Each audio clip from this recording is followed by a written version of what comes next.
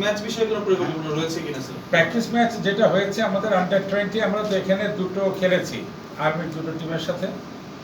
ঢাকাতে তারা একটা খেলতে আসবে, আমরা কথাবার্তা বলছি ঢাকার কোনো একটা টিমের সাথে। আর দেশের বাইরে আন্ডার 20-র জন্য বাহরাইন থেকে আমরা আমন্ত্রণ পেয়েছিলাম এবং খুবই সুন্দর আমন্ত্রণ, তারাও খুব আগ্রহী ছিলেন।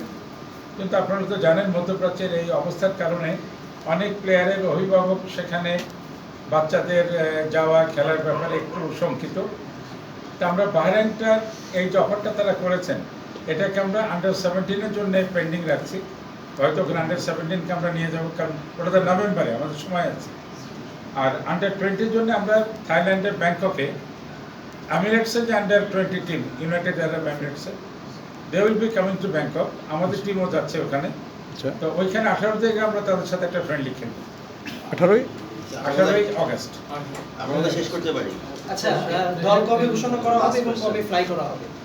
আমাদের টিম 27 তারিখে আমরা উজবেকিস্তানে পৌঁছাবো ইনশাল্লাহ, সেই মতন ফ্লাই করা হবে। আচ্ছা, 5 জন প্রবাসী প্লেয়ার নাম যদি একটু বলতেন ভাই, কারা কারা এখানে? 5 জনের নাম হলো জিদান ইউসুফ, মোহাম্মদ মাহি খান, এহসান মল্লিক, ফারজাদ আফতাব এবং আদম আব্বাস।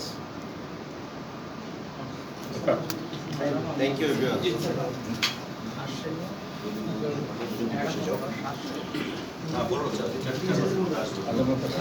চার নম্বরটা কি বলবো জানো?